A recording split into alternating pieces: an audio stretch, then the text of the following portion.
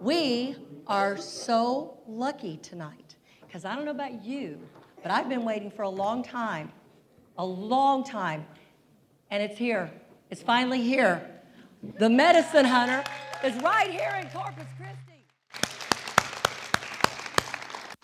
Chris is going to talk to us about all his travels, about all the things he's learned. And I think one of the most important things we're going to hear, the rainforest is the world's largest pharmacy. And we've got to take care of our rainforest, right?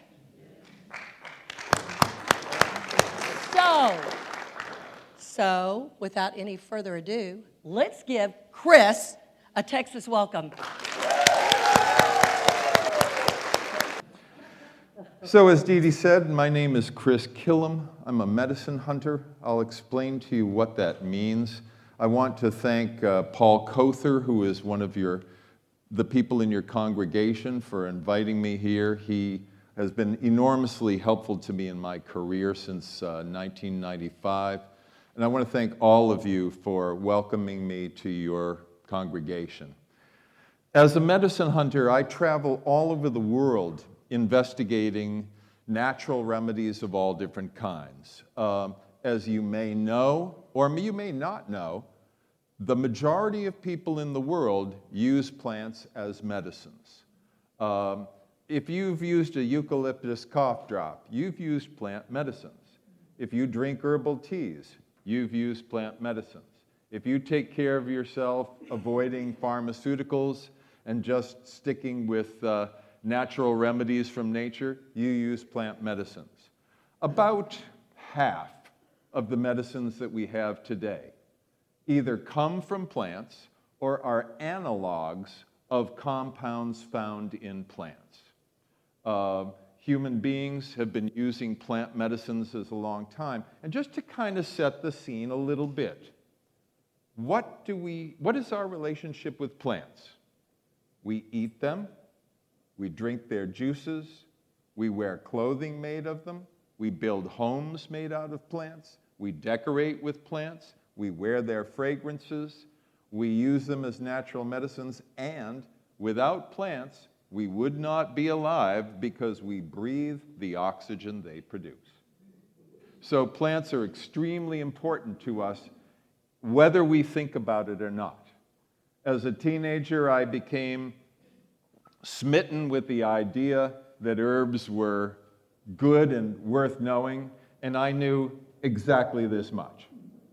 So I would go to Chinatown in Boston, and I'd buy a ginseng root, because I heard that ginseng was good for you. And I bought a ginseng root not because I knew enough about it, but because I didn't want to be thrown out of the stores for just loitering around. And I would look at remedies that I didn't know and read labels that I didn't understand and smell things that I had no idea what they were. And then afterwards, I would go to the local porno theater, not to see porn. In the day, they played really, really cheesy kung fu movies. And the theater was filled with almost entirely Chinese guys who were smoking, eating smelly, spicy food, and I thought, this is heaven. I'm having a great time. So from those origins of knowing exactly nothing about herbs, I wound up over time becoming more and more knowledgeable, and eventually was able to embark on the career that I have been enjoying for about 40 years now. And that is traveling to places far and wide, spending time with indigenous people of all different types, and learning from them, learning about their medicines. And because I am in trade, that is, I help companies to find things. It could be a cosmetic ingredient, it could be a natural remedy good for hay fever, it could be something else. I wind up having this interesting relationship with the people I meet. They're the experts in the plants. They know their plants better than I do. I go to them and say, hey, look, here's what I can do with you. You show me what you know. You help me to understand. If you're interested in trade, and most indigenous people are because their economics tend to be very poor, they say, sure. And I say, I can help you on the market side. And so over the course of the last several decades, I've been instrumental in helping to establish the popularity of a number of herbs that are very common today. Next slide, please. So this is my board of directors. And I'm not kidding. The people who advise me, the people who teach me, the people who guide me, the people who help me along the way are people like this. When I show up someplace in a foreign culture, I am not the expert. They are the experts. They work with plants their whole lives. They rely on plants for everything they do. I've watched guys in the Amazon rainforest want to collect something and they stop, they go to a plant, they tear it up, they strip it of leaves, they start working it quickly, and in 5-6 minutes, they've made a backpack with straps, and then they can walk along collecting things and just go like this, and just throw whatever they're collecting into the backpack. It's impressive what indigenous people know. So I would like to start with one of the plants that helped me most in my career, and that is in the next slide.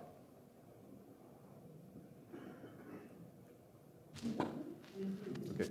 How many people have been to Vanuatu, South Pacific here? Okay, not a lot. Vanuatu is a small archipelago of islands in the middle of the South Pacific. It was popularized a few years ago by that crazy TV show Survivor. They built a fake village on an island outside of the capital island of Vanuatu, and they had people competing against each other and trying to eliminate each other. Totally not at all in the spirit of what I'm about. I'm about bringing people together, helping people to help each other, keeping cohesion, not kicking people out so I can be the winner. But anyway, Vanuatu otherwise is not popular at all. If you go to Australia and then you take a jet about 3 hours east into the Pacific Ocean, you'll get to Vanuatu. It's a nation of about 250,000 people spread out over about 100 islands, and it really looks like this. So this is kind of a classic shot of the landscape in Vanuatu. The islands are such that they've risen out of the sea over millions of years, and water comes up through about 20,000 feet of calcium. And then it comes out of splits in the hillsides. Sometimes you'll just be walking along and there will be water just shooting out of a hillside. Just pure, clear, fresh, beautiful water. There are waterfalls and streams all over the place. And this is where I first went to investigate a plant called kava. Kava is not new to the United States. Kava is something that actually was in the Sears Roebuck catalog circa 1900. And it was positioned as a temperance wine, which is sort of ridiculous, but anyway. It eventually wound up in the U.S. Pharmacopoeia. And the U.S. Pharmacopoeia is a compendium of all of the drugs that are legally allowed for use in medical practice and for over-the-counter purposes in the U.S. And for many years, kava was used for nervousness and restlessness, and also to treat symptoms of gonorrhea. In the Pacific Islands, kava is used in an entirely different way. These are kava plants that you see here, and it is the root of the kava that is used. And this is as good an example as any that I can use to describe something about the relationship with plants. We tinker with them. We tinker with plants endlessly.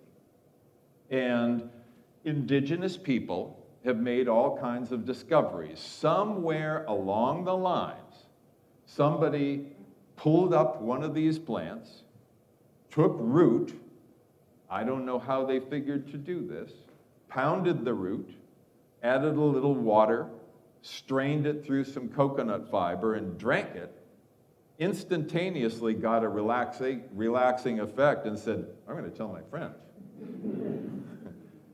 Kava is so important that there are creation myths around it.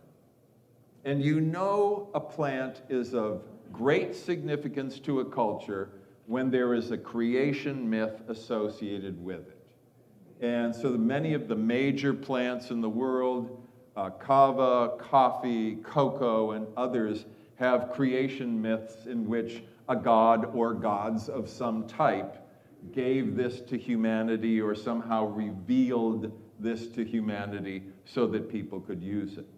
In the case of kava, it's used as it's an agent of kinship and community. It's something that promotes an immediate relaxing effect. It doesn't in any way at all diminish mental clarity. It doesn't harm your ability to think clearly. But the relaxation when you drink it in the islands is instant. And I mean instant. As it goes down your throat, you get this kind of wave of relaxation. It's like, now I know what they're talking about. This is really impressive stuff. When people drink kava in the islands, it's funny for me. I've been in Vanuatu a lot since 1995. In fact, Paul Kother first sent me there. And around 3:30 in the afternoon or so, somebody will say, hey, what time is it? And everybody will go, it's kava time. And if they're clearing brush with a machete, they will stop in mid-stroke and just walk away, because it's kava time. And then there begins the preparation of kava. First of all, here I am in kava. There are about 72 or so varieties of kava, just like there are lots and lots of varieties of apples. They're all apples. But there are about 72 varieties of kava. And there are what are as known as noble kavas. And the noble kavas are the kavas that produce the best effect. So they come on quickly when you drink them. They produce a very pleasant, relaxing effect, last for a few hours, don't make you nauseous, don't give you a hangover. So when kava time happens, people spend an enormous amount of time preparing this. They have to uproot the plants and take the root and clean it of stones, clean it of dirt, make sure that it doesn't have anything on it, then chop it up. And there are various ways to then do the preparation so that you can drink kava. These guys here, you can see, they're doing what's called pole pounding kava. So they have a length of pipe attached to a stump. The kava is inside it. They have a very heavy pole, and they smash it, and they smash it, and they smash it until it's all broken up. So it's almost like a kind of a fibrous oatmeal. And that is a very labor-intensive process. What typically happens with kids in kava-producing nations, so we're talking about Tahiti, the Society Islands, Tonga, Samoa, Fiji, Vanuatu, all the way across to Micronesia, is that typically it's the younger people who make the kava. People grow up watching their relatives make kava, and who makes kava and who drinks kava depends on the island culture. In Vanuatu, South Pacific, for example, the men make the kava, and in the village nakamals, which are these huts that are just set aside for kava drinking every day, the men drink there. The women drink outside of the nakamals. In Samoa, the women typically prepare the kava, and the women and the men drink together in the traditional huts that are in the villages. When you go to a town, and there are a few towns in Vanuatu, you go to a kava bar, and men and women are drinking kava. So I might say, you want a shell of kava? It's all served in coconut shells. Yeah, I'll take one. So I buy a round for everybody. You sit around. Nobody sips kava, by the way. The amazing thing about kava is it tastes bad. And the more you drink it, the worse it tastes. So over time, you really kind of have to, get your nerves up. Kava is composed such that the active relaxing compounds sink to the bottom of the coconut shell. So you have to drink it down really fast. And in general, I'd say it's pretty nasty tasting. But the effect is so good that people endure it. There's another way to make kava, which is a little different from the pole pounding that I was just showing you. They take a piece of coral. And if you've held coral, it's jagged and it has a lot of pores to it. They'll take a handful of kava root and they'll do this, and they'll mince the kava. Mince it really fine. And you can see here on this board, this guy's sitting in front of a board. There are some balls of stuff. That's spent kava. When you make this with coral, what's called stone kava, you will have much less volume of liquid to drink. Typically, it will be served in a very small little coconut shell, and the effect is very, very strong. And I've had some wonderful experiences late at night with groups of chiefs crowded into kava drinking huts in remote places. These places take about 4 days to get to. And you sit and you have this, and a funny thing happens. Your hearing becomes very acute. So when you go into a place where people are drinking kava, they're not speaking loudly. They're speaking softly because everything sounds louder. And people hang out and they talk. What'd you do today? I saw you out at Pongy Point. You catch anything? Yeah, I caught some lobsters and there were some dolphins going by and I saw some big turtles. And they share. You don't go drink kava off by yourself. It's not like getting stoned behind the barn, okay? Which is okay, but it's a different thing. So they do this, and after a while of drinking kava, then they go off and they have dinner with their families, and that's it. But it is an agent of kinship and community. It's a way that people share time, they share conversations, they share their stories. Let's say you and I have a problem. We got a dispute, whatever it is. We get together, we sit down, we drink kava, and afterwards I say, okay, I owe you a pig. I'm sorry. When we leave, it's done. It's over. It's finished. That dispute is never discussed again. We took care of it. So it's also a wonderful agent of dispute resolution. The anthropologist E.M. Lemaire said, one cannot hate with kava in them. And any guest who shows up at the islands, including the British royals, Pope John Paul, they all wind up drinking kava. All of them. And they go, well, bad taste, great effect. Next, please. So, in tribal culture in Vanuatu, there are chiefs of villages, and then there are paramount chiefs who are chiefs of chiefs, kind of like priests and bishops, if you will. The guy closest with the long hair, dear friend of mine, when I first went to Vanuatu, South Pacific, I was told to go to this faraway island and look for a guy with tattooed legs. That's how I like to meet people. And what I had to do was great. On the capital island, there was a radio station. Twice a day, they do announcements. And people in the islands would have little transistor radios. They go at 10 o'clock, and I think at 3, they'd have announcements like, Chief Willie of Pangi, there's an American, his name is Chris, he needs to meet Arapaya, you got to meet him at Lonaror. That's how it works. And then you show up at a place, you don't know anybody, it's far away, you got no idea where you are, and suddenly a bunch of guys show up and one of them has tattooed legs. That was the journey. He and I were pretty much inseparable friends for about 10 years. We went all over together. We helped to establish kava as a nutritional supplement in the natural products industry. And we had not only great success, but outlandish experiences together, including this. Okay, so here's the deal.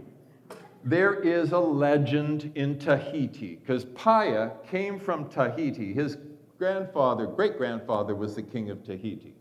So he was a prince. Do not imagine that he was wealthy. He not only wasn't wealthy, but he was the worst with money of any human being I've ever met. If he got money, it was like sand that was burning in his hands. And he couldn't spend it fast enough. It was breathtaking. If you gave him a wheelbarrow full of money, I promise you it would be gone in days. He was just that kind of guy. But it was marvelous, and there is a legend in Tahiti that the Tahitian people had a famine. And the goddess Hinanui appeared to them and said, I can show you what to eat and what to drink, but you have to do this thing for me. And they said, yeah, what is it? We're hungry and we're thirsty. She said, you got to walk on fire. And they're like, well, maybe we'll starve. But in any case, Paya was one of 2 what are known as tahwa. And the tahwa were the people trained to not only build, but then conduct firewalks. Paya called me one day in 98, I think, and said, oh, he had this great voice. He could make a ham sandwich sound like the most important thing on earth.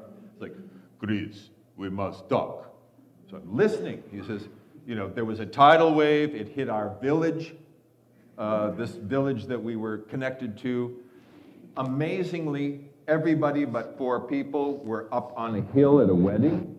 So they weren't killed. 4 elderly people were in the village. They were swept out to sea. The entire village, everything people owned, all their huts, the whole thing gone. So he said, we must have a firewalk and raise money to help the village. And I said, great. This sounded so romantic and so wonderful. And yeah, I'm all for it. And I got to Vanuatu.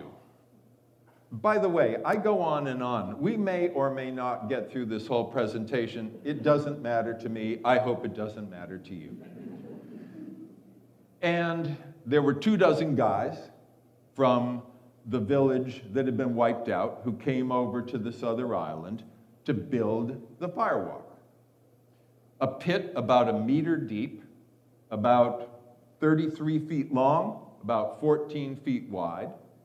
We had to go out into the coconut plantations and collect coconut husks, tons and tons and tons of them, for the bottom of the pit. And then they laid some bamboo, kind of crisscross bamboo for ventilation. Then they cut about, a dozen mature trees, about 50 tons of wood, cut it, split it, put it all in the pit, and then truckloads of river stone. And the river stones had to be set a certain way. So in the corners, you had big stones, you had a kind of a spine of stones, and then stones that filled in. And I thought, wow, this is great. Meanwhile, to fulfill the story of learning what to eat and drink, other guys were killing cows, slaughtering pigs. Women were bringing in tons of taro and yams and island greens, truckloads of kava root, all in preparation for the feast that would happen after the firewalk. And I think, oh, this is great. The day of the firewalk, which happens at night, we got up around 5 in the morning, went out into the pit, and took the traditional ancient jerry cans of kerosene, used by the old people, poured it down into the pit, took some sticks, lit them up, put them down in there, got it going. And if you know about kerosene, it doesn't blow up like gasoline. Slowly starts to go. And then Paya had a perimeter set up around the fire pit. So you weren't supposed to go in the perimeter. And over the course of the day, you could hear the fire start to rumble and rumble. It sounded like a dragon waking up. And then rocks started to explode. And missiles of rocks started flying through the air. And I started to think, this maybe isn't as much fun as I thought. And by the time the nighttime rolled around, these stones were red hot. You could fry steaks on them. And I'm thinking, oh, this isn't good. I don't have to do this. Of course I had to do this. But I was bargaining with myself at that point. And when it came time for the firewalk, we all showed up along with 1,000 people who came to see this. And they all paid $3 of Vanuatu money. And so we had this huge crowd. Paya's daughter, who was trained to do traditional dancing, did this amazing, gorgeous dance around the fire pit. Beautiful, beautiful thing. And when it got time to walk the fire, those of us who were going to do this, I was surrounded by these big, proud, strong guys from the islands. And I thought, I'm going to do the smart thing. I'm going to get at the back of the line. Because I want to see every one of these guys walk this fire. And then I still may run away. So I'm at the back, and I'm all happy, and way in the front, there's Paya and his kind of right-hand guy, Kami. And then all these big, powerful, muscular warriors, and me, tucked way in back. Kami turns around, looks back, shakes his head, gets out of line, walks up, grabs me by the arm and says, "No, man, you're special. Come with me." I love being special. So now I am not number 27 in line. Now I'm number 3. And this bothers me terribly because it's a pit of fire. Oh, I forgot the most important part of this. Before we line up to walk in the fire, 6 of us are given huge bamboo poles. We stand around the fire and we beat the stones. Why do we do that? Anybody guess? So you don't fall into a fire hole when you walk. Oh yeah, I love that. Now I'm really excited. So there I am, number 3 in line, and I'm thinking, this is as bad as it gets. And Paya walks out into the fire, and he's got auti leaves, which is a particular plant, and he's kind of going like this and whacking the stones and gets right out in the middle, and he's doing this. And I figure, this guy's got calluses 8 inches thick, so of course he could do this. And then Kami, who would do absolutely anything, walks after him. And I've got 24 native guys behind me waiting to walk. And I stepped into the fire. It was an amazing experience. I walked 5 times that night. And then when we were all done walking the spine, and you can't walk quickly and you can't walk slowly because you're stepping on uneven stones on a moonless night, and there are fire holes everywhere. So you have to be careful. And what I can tell you is that when I stepped into that fire, I had absolutely nothing in my mind. All thoughts, all ideas, anything's just blew away.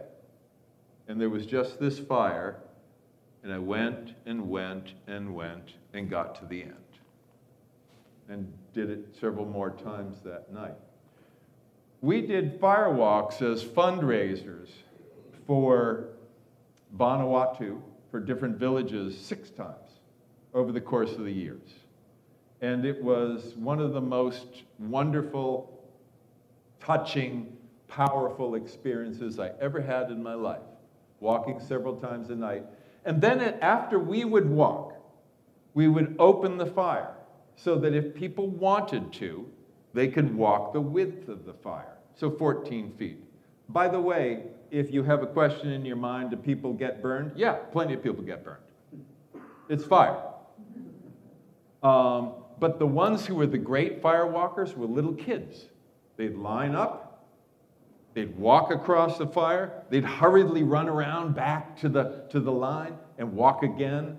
Some kids walked like 10 times until Paya finally shut it down.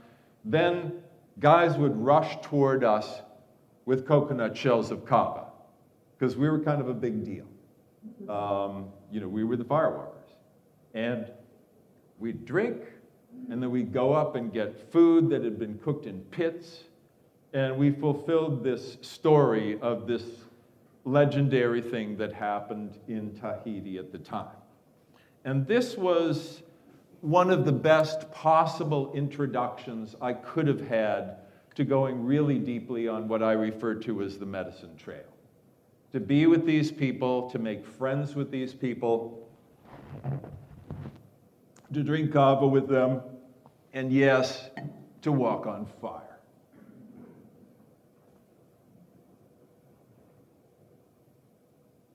Next, please. Okay. I'm sure that whenever your guests leave, when they've stayed at your place, you dance them off the mountain. This blew my mind. When my friends and I left one time, the whole village poured out and they danced us down the mountain to the sea. And we stopped at a particular place, flat area before we got to the sea. And the man on the right, the UC, his name was Chief Jean-Paul, and he was a paramount chief. He was a chief of chiefs. And in the middle of this dance, he walked up to me and he handed me his spear. And he said, "Go dance." And so I went in with these guys. They looked at me, and they knew it was Jean-Paul's spear, and they were like, "Okay, you've made it, man." And we danced. Beautiful. So now I'd like to take you to the next sort of big thing, and that's the Peruvian Andes. The Peruvian Andes, where a plant called maca, Lepidium mayeni, grows. Oh, and I should have mentioned, by the way, that kava as a supplement is very good for quelling nervousness, anxiety, helping people to sleep, helping people to relax. That's really what it's for. We don't use it in this culture so much as an agent of kinship and community, but there are a lot of kava bars that have sprung up around the United States in which people, go and they hang out and they drink kava. So some of that cultural use has translated into the US. But the next big plant that I worked on was maca. And maca, I'd heard about years before, and there wasn't an adequate amount of information on it, but eventually I was sent to the Peruvian Andes to investigate this plant. And up at this level, between 11 and 16,000 feet, most of the time we were at about 14,500 feet. There are no trees, because trees don't grow that high. What plants there are grow about this high. Did you know there are 300 types of potatoes? Peru is potato land. One time my wife and I went to Peru. We went to the National Museum. I was hoping that the Sipan exhibit, which was an exhibit of excavated gold artifacts from prior kingdoms, was there. And it wasn't there anymore. Instead, there was a potato exhibit. And I thought, oh man, bring my wife all the way to Peru and we got a potato exhibit? It was great. I never knew there are 300 types of potatoes. Purple ones, black ones, green ones, red ones, pink ones, big ones, little ones, long ones, short ones, bumpy ones, smooth ones. It went on forever. We had a riot of a time. We still talk about it. The potato exhibit at the National Museum in Peru. Who knew? Anyway, maca is a traditional food that has been used in the Andes and cultivated in the Andes for over 2,000 years. It is a staple food. They make breakfast cereal out of it called mazamorra, where they cook it and mix it with condensed milk and honey and egg and sometimes other grains like quinoa, and it's very rich and nourishing. And the thing about maca is it gives you great energy. There's no caffeine in it, there are no stimulants in it per se, but you want to do the Tarzan yell when you eat maca. Really, it's great stuff. And I wound up over the course of time being up in maca country about 20 times or so. In fact, I'll be back there in June, continuing to work on maca. And there are lots of legends, of course, creation myths about maca, because it's one of the most important plants to the indigenous people in the Andes who are all Quechua. They're Quechua people. And one of the ideas that they have is that maca carries the spirit of the Apus, the gods of the mountains. It's powerful, powerful food. They make it into cakes and cookies and blender drinks and hot drinks and cold drinks. And they cook it in soups and stews and a number of other foods. And it is the dried root of a plant that has this frilly rosette, grows very close to the ground, and it is always and only cultivated. Maca is something that the Peruvian people in the Andes really just ate by themselves and grew for themselves. And as a result of helping them to develop the trade, which many of us did, it's now a major economic benefit to those people.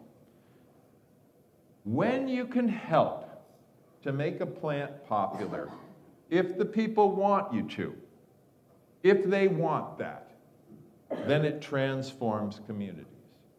It means that they can have school supplies. We don't think about school supplies.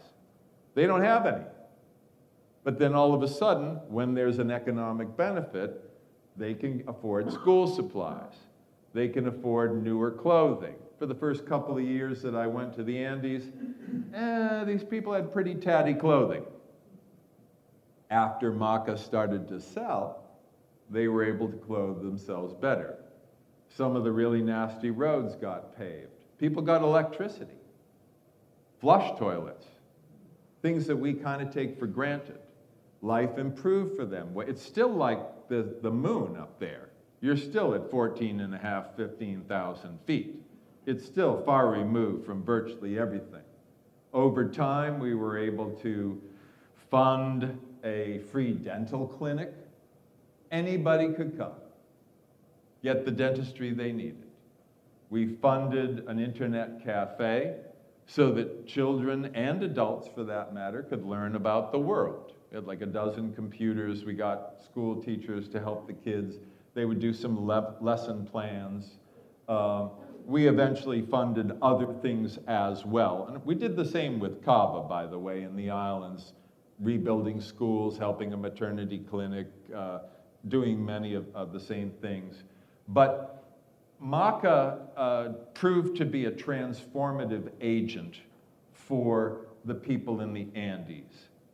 I go to these communities because I'm helping companies who hire me to establish trade and to bring new things to the market that will be profitable for those companies. But it's the benefit to the people that really matters to me. And so in any project that I work in, I'm always trying to figure out with the people in the community, what do you need? I never use the words you need. Never. I always say, what do you need? They say, well, the pump for our water's been broken forever. We have to go a half mile to get water. Let's put in a new pump. A story along those lines, back to kava for a moment.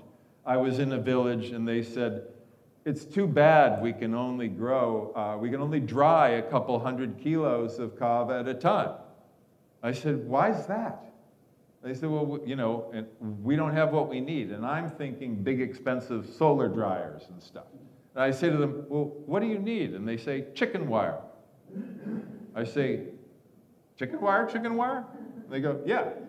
So when I got back to the Capitol Island, I bought 8 rolls of chicken wire, had it shipped by inter-island boat to that community, and in no time at all, they were drying tons of kava.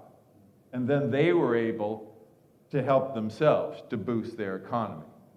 Often it doesn't take much to help communities to help themselves. So this is what fresh maca looks like. It looks like a turnip. Nobody eats it fresh, only dried. Fresh, it doesn't taste good. It's a little bit nasty, actually. Sort of like bad horseradish. When you dry it, it's sweet. Has about 12% protein, 59% carbohydrates. It's got some fats and interesting sterols that are very good for the endocrine system.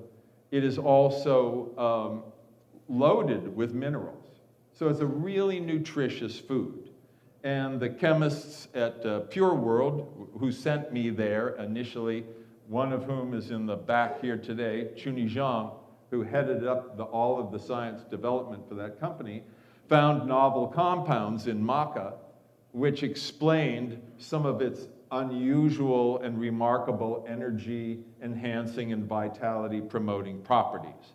I want to make it perfectly clear to you that while I spend a lot of time mucking about in the field and tramping through jungles and doing all that and tasting all kinds of stuff and walking on fire and avoiding snakes, there's a huge body of science on medicinal plants.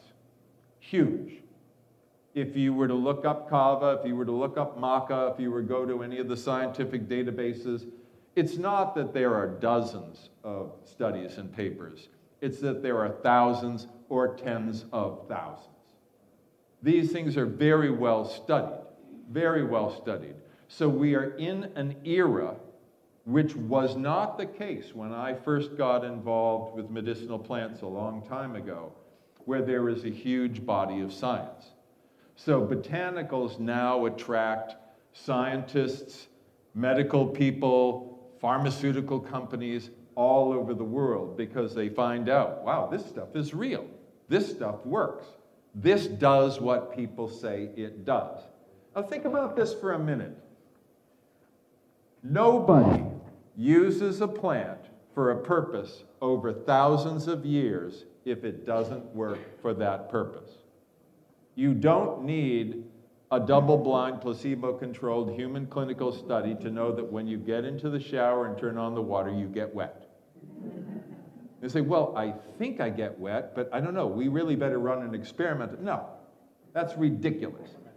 People eat something and they go, wow, man, this gives me a lot of strength and energy. And when that happens for thousands of years, it's not about proving that. It's about understanding how that is so. Because the "it's so" part has been very well established. Next. All right. These two women I've been photographing for decades. They're lovely, they're kava growers, I've seen them all over. Every time I point a camera at them, they burst out laughing. They think it is the funniest thing in the world. I keep showing up in this little village, Ninakaka, and I keep taking their picture, and they're really sweet, but they just, it just drives them wild. It's so funny to them. Like, why does this guy want to photograph us? And they're happy to be photographed, but they never stop laughing.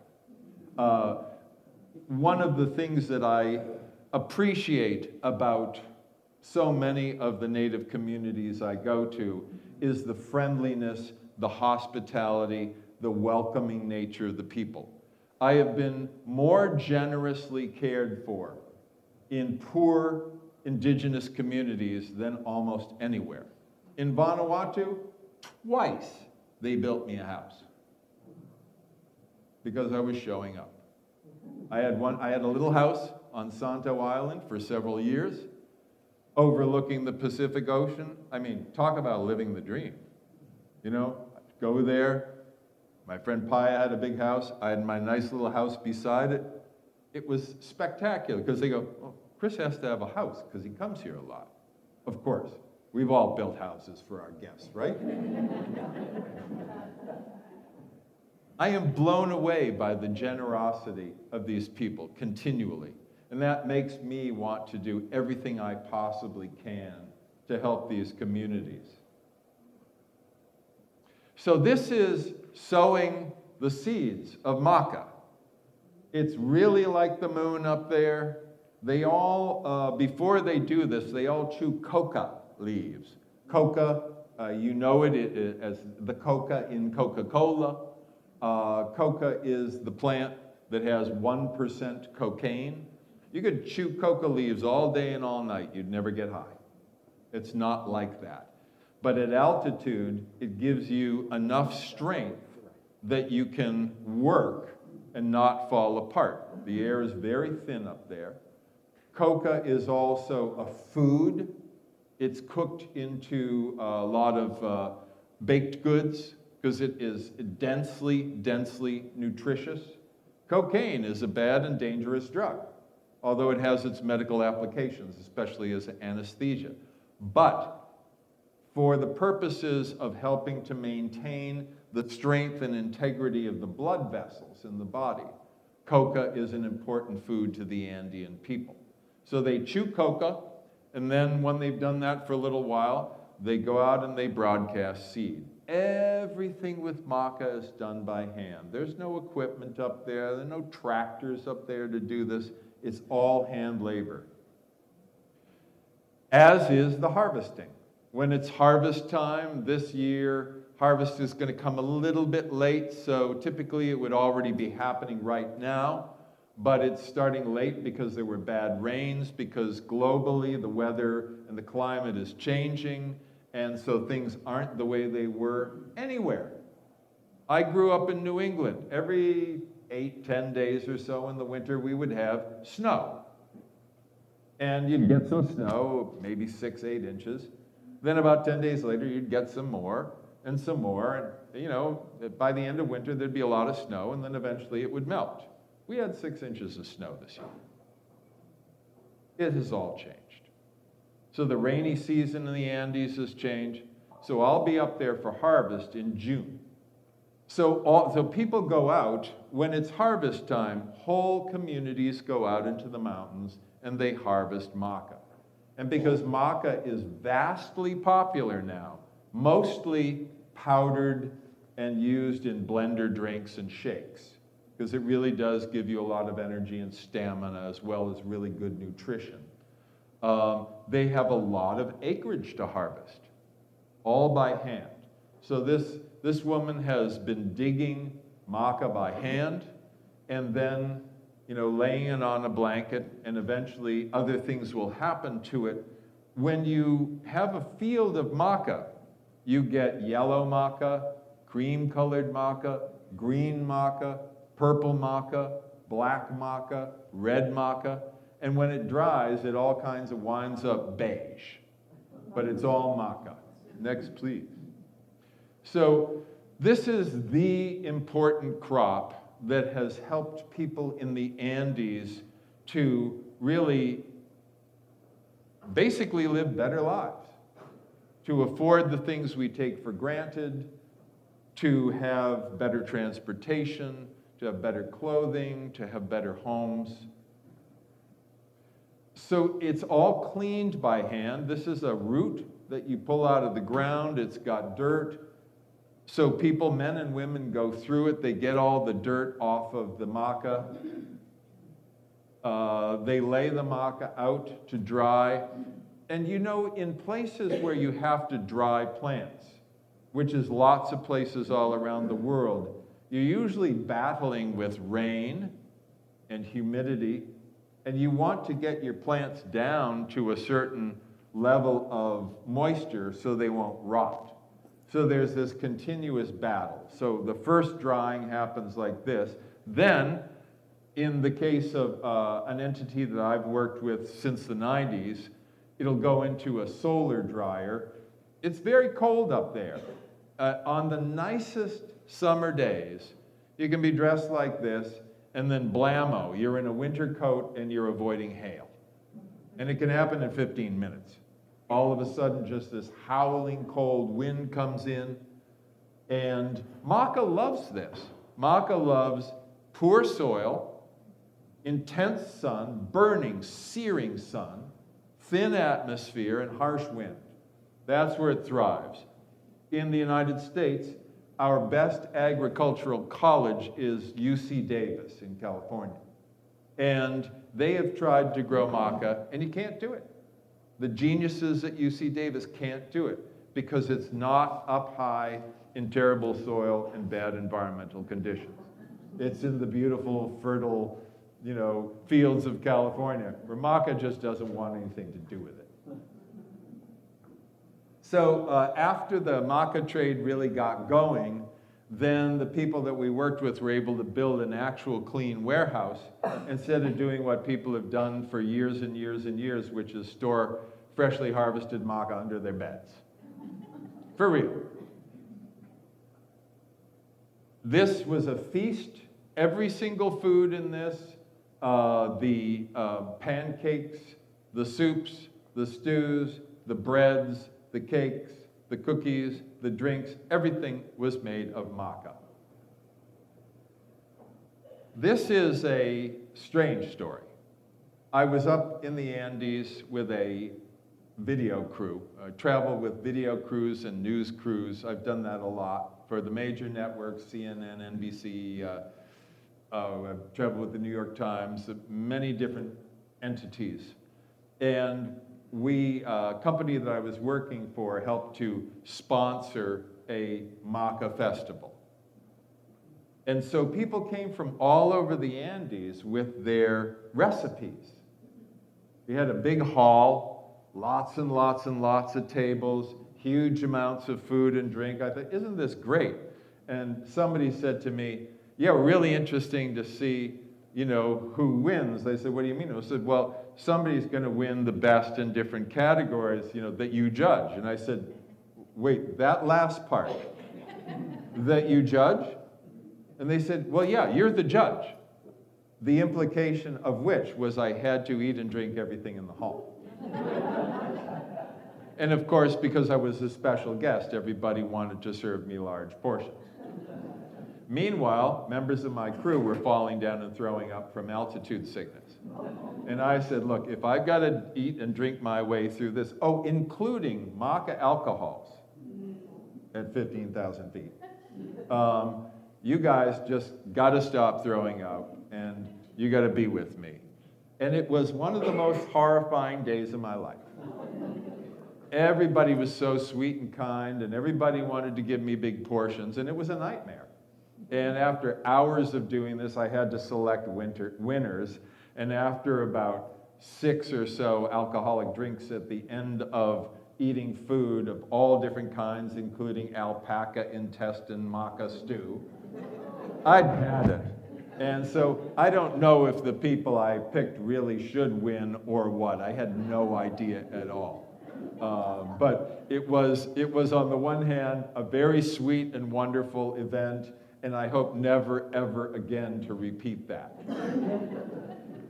Now to the to the Amazon, to the Chanchamayo region, which is the eastern side of the Andes going down into the Amazon basin in Peru, where I initially went to investigate cat's claw. a powerful anti-inflammatory plant. It is the inside bark of a vine. You can see this big vine that kind of curls around in this picture. Native people harvest this vine, they cut the inside bark, they dry it, and then that is used either boiled in water. There are many different preparations of cat's claw in wine, in other preparations. And if you've got joint pain, if you have inflammation, and every single chronic disease has inflammation as part of it. Doesn't matter whether it is diabetes, doesn't matter if it's anything that is itis, of course, is inflammation. But any chronic degenerative disease has inflammation. And cat's claw demonstrates profound and powerful relief for inflammation. So I have worked about 35 times or so in the Amazon, and the rivers are beautiful, the forest is beautiful. I'm sorry to say that it is being destroyed rapidly.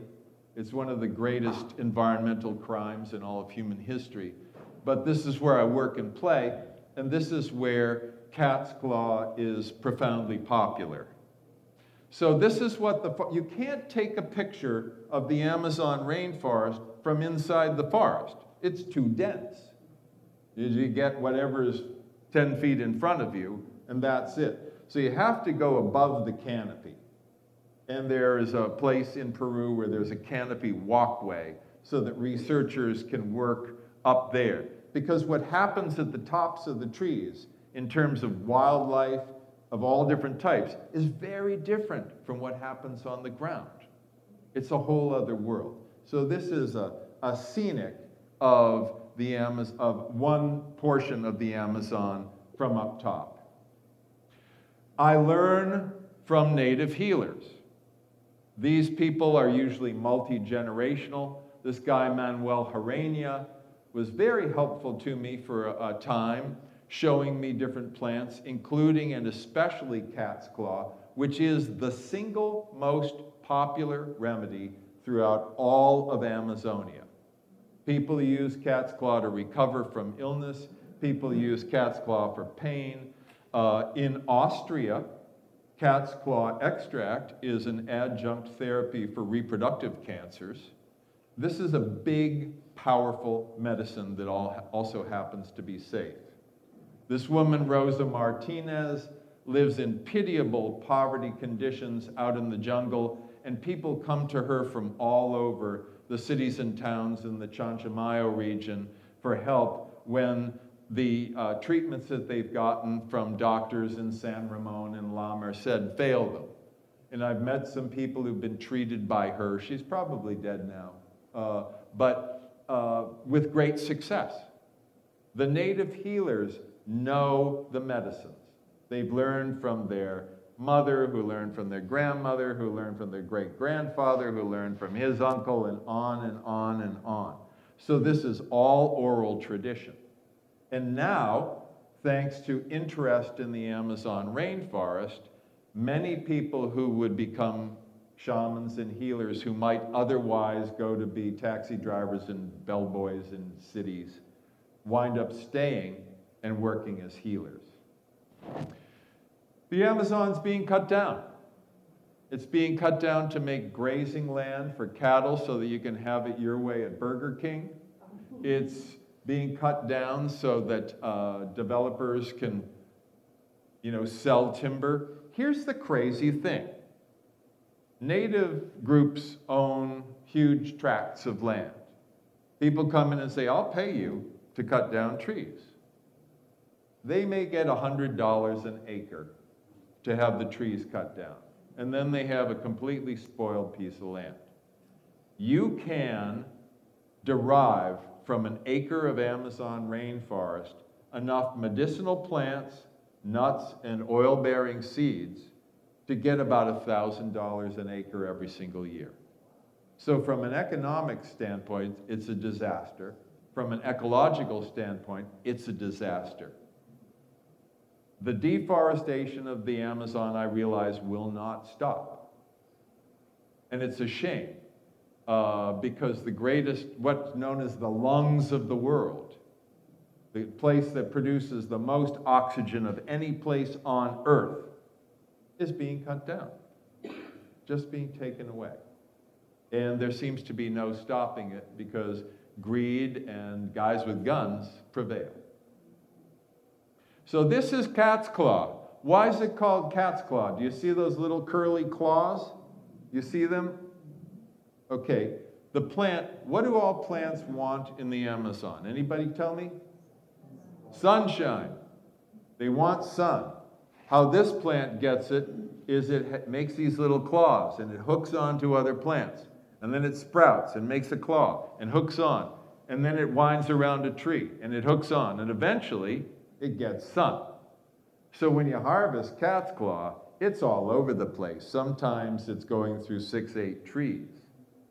So you have to be careful not to destroy other vegetation while you're harvesting this. Again, here you can see it's climbing trees, it's winding around. Cat's claw is in all the markets. There's no such thing as a market you go to where you won't see cat's claw and its preparations.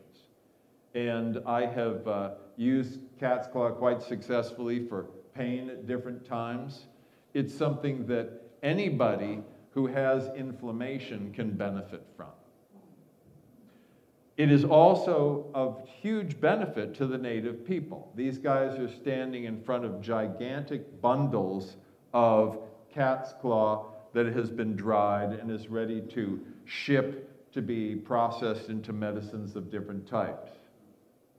On the left, you have cat's claw harvesters, plus my friend Sergio, with whom I've worked with maca and also traveled extensively throughout the Amazon.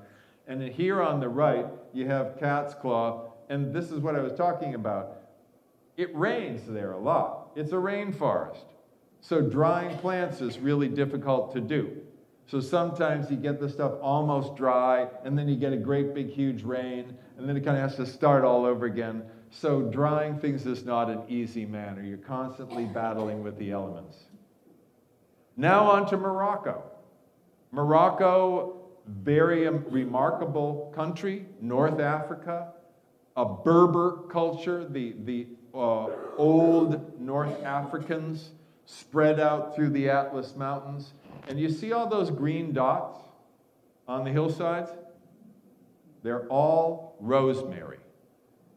As far as you can see, for hundreds of miles, in all directions, all the little green dots everywhere are rosemary. So I worked with rosemary harvesters because rosemary is big not only as a seasoning, but also for food preservation. Mainly for meats, but sometimes for dairy products. Deodorized rosemary extract will be used to help to extend the shelf life. So this is rosemary, the way it looks up there. Funny thing about rosemary, you don't uproot it, you just cut the branches. If you don't trim rosemary, eventually it becomes very woody and sparse. If you do cut rosemary, and probably a number of you have grown it at home, it just grows back even more. So you don't actually damage the plants in any way. You help them to flourish and thrive. What is this? Anybody's guess? A doctor's office. In the central square of Marrakesh. Oh, by the way, you know that Crosby, Stills and Nash song, the Marrakesh Express? Really happy, fun song. That is the worst train ride of my life. 5 hours of standing up because there's no room to sit, being jostled back and forth. I don't know what they were on. But whatever experience they were having doesn't actually pair with any reality I'm familiar with. But in Marrakesh, there's a central square, a huge place, several acres, called the Gemma al-Fna. And during the day, doctors put all their wares out. You go to them and you say, I got stomach pain, or I can't go to the bathroom, I get headaches all the time, or my joints hurt. and they prescribe different herbs and minerals, and many of which work very well, and they'll happily show you their diplomas to what, I don't know. But this is a doctor's office.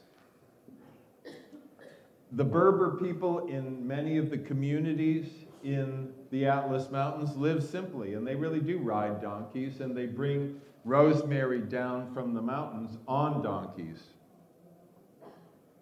If you use herbs to cook with in your kitchen, you get a nice little bottle of herbs, basil, oregano, what somebody sat and picked debris out of those herbs before it wound up in your kitchen to make sure there are no twigs, no little stones, no cigarette butts, no stuff that shouldn't be there, no something from passing air traffic from birds. It's all going to be picked out. So all over the world, mostly women sit and do this.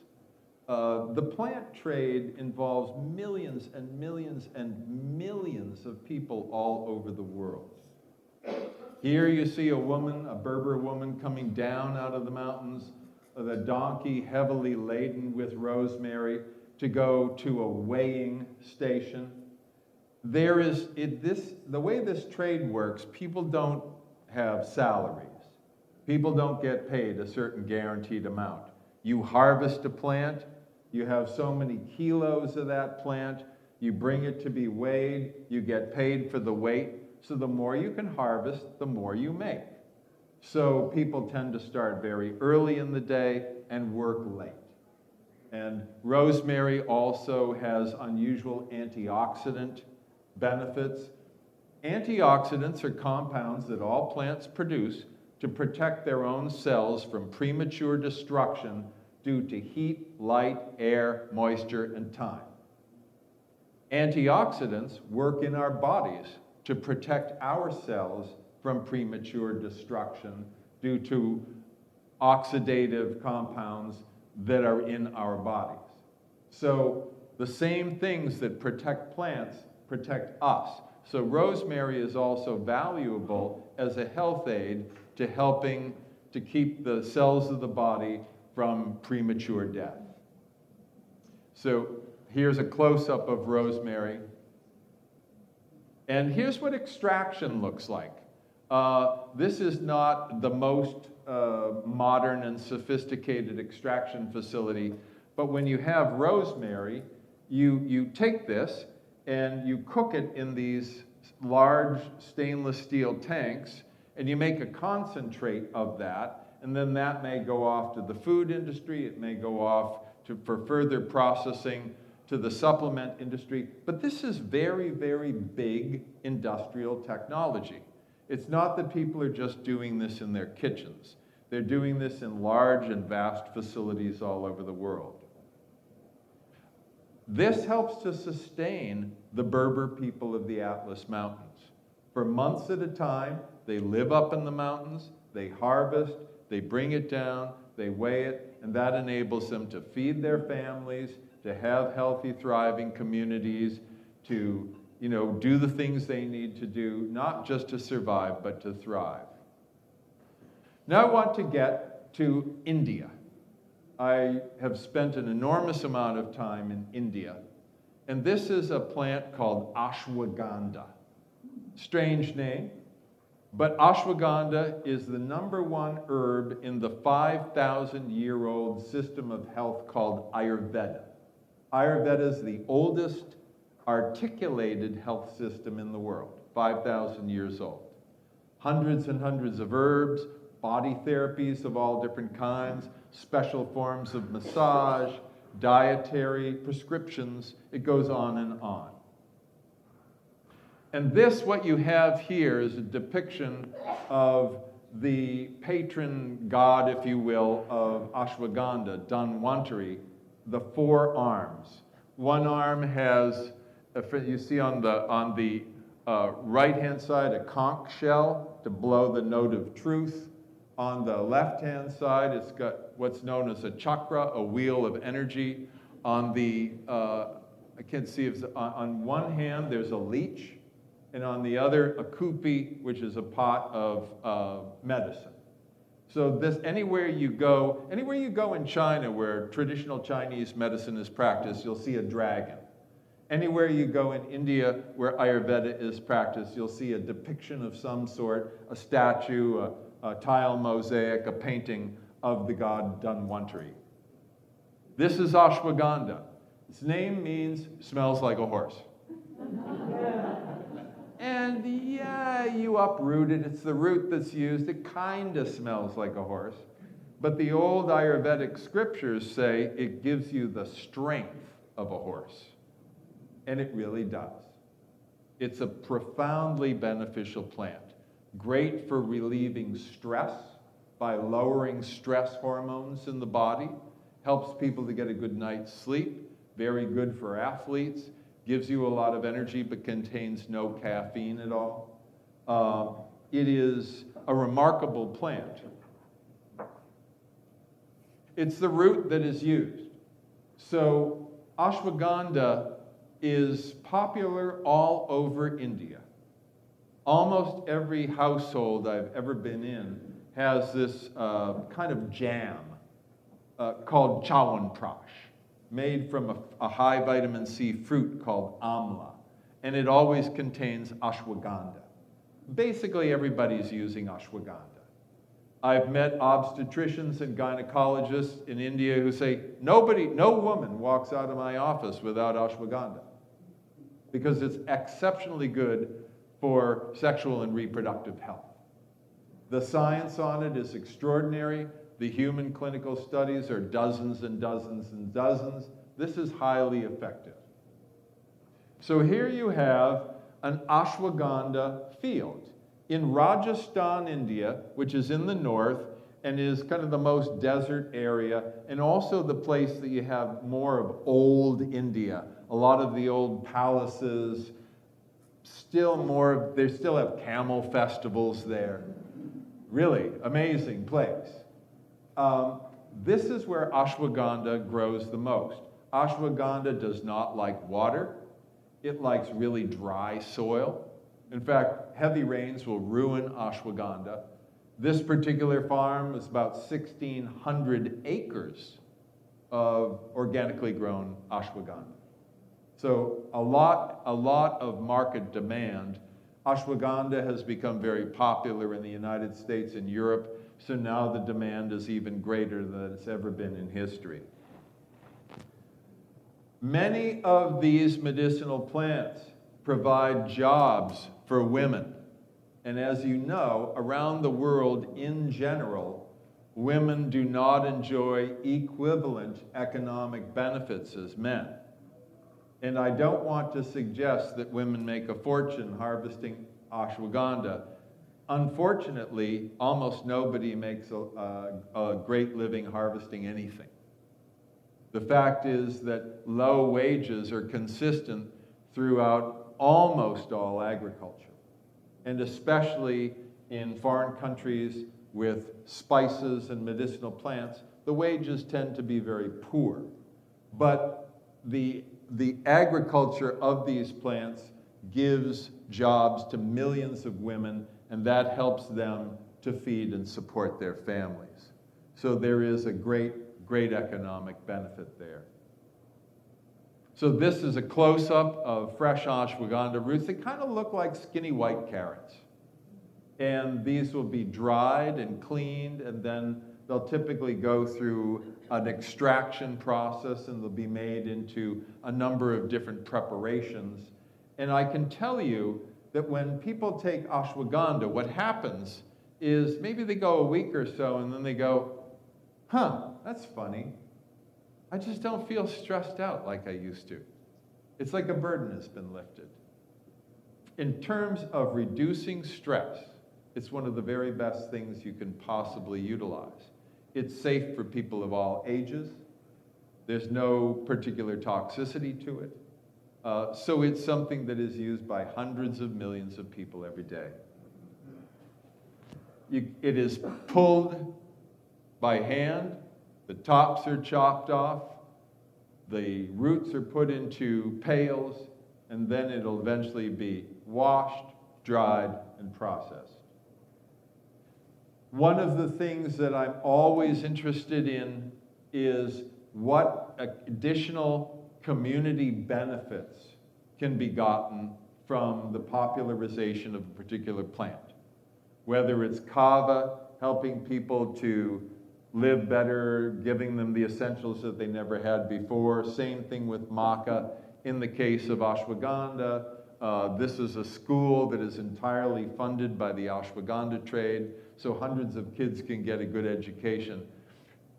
There is no such thing as holistic healing if the people who do the back-breaking labor live in poverty. Doesn't matter what effect the end users get. The whole system has to benefit and thrive, every point along the way. And I'm always trying to get more money back to the people who do the back-breaking labor, because I spend time with them. So sometimes I come back from a place and I say to a company, well, it costs this much. And they say, well, that's too much. And then I say, you go there. And then they pay that price. This is an example of a very fine, high-tech extraction facility for ashwagandha. This is modern science. This is high-tech engineering. This is very sophisticated. I don't want anybody to think these are sort of quaint old remedies. Yes, there are loads and loads of herbalists around the world who grow and make their own remedies and do a fine job and help people a lot and benefit many. But if you're going to put out a product that hundreds of thousands or maybe even millions of people will use, then imagine going into a drugstore and going to buy Tylenol, and there's no potency on the label. And you go up to the pharmacist and you say, what's the potency of this? And the pharmacist says, I think it's a pretty strong batch this month. Maybe not. So you actually have to standardize by concentration the active principles that you know produce the effect you want, whether it's an energizing effect, an anti-inflammatory effect, a sleep-enhancing effect, a sex-enhancing effect, a digestive effect, a constipation-eliminating effect. You've got to have the same amount of goodies in there.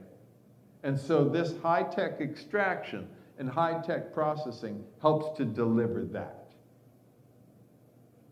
So ashwagandha really is one of the greatest plant remedies on earth. It's something that I first tried in 1972. I was fascinated by it, and it took until about a dozen years ago before I finally really got to work with it, which I did intensively for about 6 years. Now, I want to say at this point that I do go on about things a lot. I'm not even at the halfway point of this presentation. It may be a good idea for me to stop here and take questions, or would you prefer that I just barge ahead? You tell me what you want. Don't be shy. Barge ahead. Barge ahead? Okay, we'll go through another one. We'll see how this goes, but I don't want to leave your questions to die. Goji berries. You eat goji berries? You get them in trail mix, you get them in cereals. They're a great snack. They are like raisins, but they have a different taste. They're typically dried, and they're very sweet, and they're wonderful. In Ningxia, China, which is an area in the northern part of China, there are about 10,000 hectares 2.4 acres, of goji berry cultivation. It's a huge, huge thing for that region. It supports that region. It funds the lives of the people there. This is a goji plant laden with berries. The thing about goji berries is they're very delicate when you pick them. I've had many funny experiences trying to do what people who harvest and work with different plants do. And a lot of the time I don't do it right and I get laughed at, and that's sort of fun. I was with some Moroccan women who were picking the the stomas out of crocuses. That's what you get saffron from, right? Saffron, the single most expensive herb in the world, costing more per gram than gold. And they have been doing this since they were little girls, and they just pick them. They invited me to sit down and pick them with them. I picked it and broke it, and they go, no, like this. I go, okay, like this, break it. And this went on for a while. I couldn't do it. Just couldn't do it. The people who harvest goji have to harvest quickly because they're getting paid by weight, and they have to harvest very delicately, otherwise they squeeze the berries and they're no good. So this is some of the acreage. It's not possible to show the entire region. I didn't have a plane. But it is cultivated on a vast scale. And the popularity of goji has increased so much that the cultivation of goji has increased. Goji is loaded with antioxidant compounds that are good for many different parts of the body, for the prostate, but especially for the eyes. It's rich in an antioxidant called zeaxanthin, which is known to benefit visual function. So eating goji berries, just eating them on a regular basis, can help you to maintain eye health and it doesn't do anything for your language skills, but proper vision. So this is a basket full of goji berries before all of the different leaves are taken out. It is a delicious food, and you will see as you go around China, a lot of the time you go into an office building, for example, and you'll see somebody have like a mason jar on their desk. And it'll have chrysanthemum blossoms in there as a tea and goji berries at the bottom. They kind of sweeten the tea up a little bit. And people will drink this every day. They'll drink the chrysanthemum blossom tea with goji. And so you see goji berries all over China. And now that people have caught on to goji berries as sort of a super berry health food, they're vastly popular in the United States, and especially through natural food stores like Trader Joe's, Whole Foods, etc. So on the left of here, you have a goji harvester, very proud, and on the right, you have goji drying. During the goji harvesting season, because these berries ripen all at once, everybody turns out for the harvest. If you're not running a restaurant or a gas stop, if you're not driving a truck, you're harvesting goji berries. Everybody turns, school stops, everybody turns out for the goji harvest because it has to be done, and it has to be done fast. On the left-hand side, you have a man who weighs the berries. I come up, I've got 2 or 3 or 10 baskets of goji. They get weighed. Everybody gets paid on the spot. There's no such thing as credit. There's no such thing as the weekly check. You harvest, it gets weighed, you get paid. And that happens with virtually every crop I work with. Doesn't matter if it's kava, if it's maca, if it's rosemary, if it's ashwagandha, you get paid on the spot for what you harvest. The guy on the right with the cigarette and the hat, I love this picture, has a little stick, and he's whacking the goji berries, the dried goji berries, and that causes the little stems to fall off. So when you get a bag of goji berries, there are no stems on them, because some old guy smoking a cigarette, I'm pretty sure you have to be a smoker to do this job. I think it's the law, has whacked them like this. So on the left, you can see sacks full of goji, just from part of one day's harvest. And on the right, only the tiniest corner of what's been dried. If it were possible for me to do the 30,000-foot version, you would see vast acreage of goji berries drying. So many of these things that come onto the market, we don't realize the thousands or even the tens of thousands of people who not only work with them, but whose livelihoods, whose very ability to eat and to take care of their families depends on these plants. And I'm extremely fortunate because I get to work with this, and when I go back to communities that I've visited again and again and have started a project with or helped to start a project with and see over time how they flourish and thrive, it's incredibly satisfying. We are so fortunate here. We are so blessed. We are so privileged. You realize if you make more than $30,000 a year, you are in the global 1%. And there are people out there making $2 a day. And they have to figure out how to feed their families.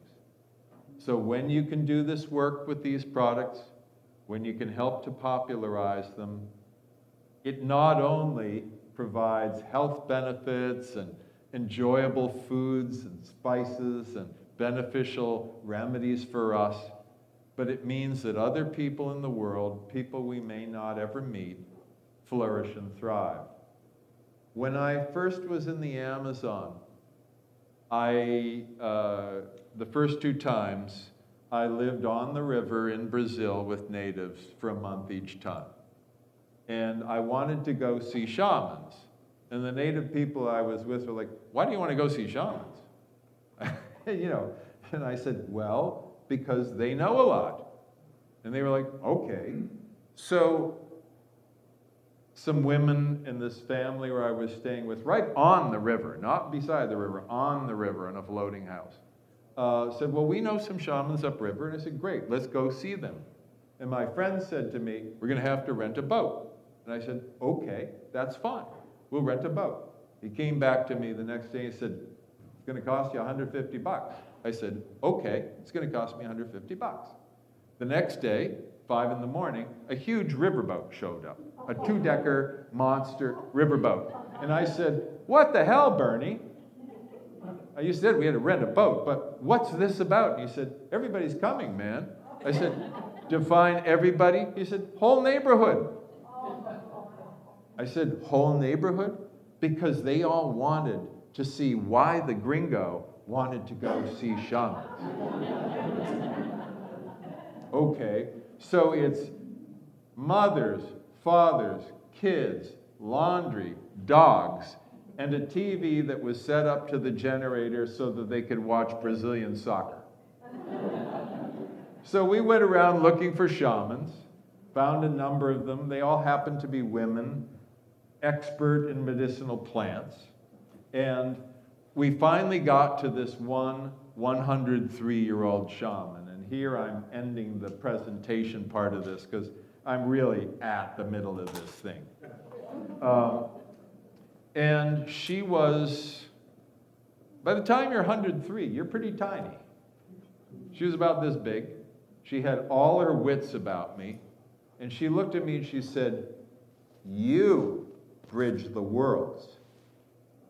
You need to travel everywhere. You need to tell people about each other." Got it. And from that point on, even though I had been doing that, I really set that as my life's mission. So for me, it's the plants that give me the opportunity to go to these places. And it's the people that I fall in love with. And it's the bridging worlds that I try to do in my own way as sort of an ambassador of goodwill, to bring information and stories and images and ideas about different cultures to people who likely will never get there, to people who will likely not wind up sleeping on a boat for weeks at a time in the Amazon, or being up in the Andes, working with maca, or traveling to the far reaches of some area, someplace for a particular crop. I took this woman's guidance and advice to heart, and it has really been a pole star in my career for all the remaining time. And even though you're not going to see the whole second part of this because you probably don't want to be here till 1, and I want to thank you all for being so welcoming and for coming here tonight and for having me in your congregation. I hope you've gotten something from this. I know I certainly did. Thank you very much.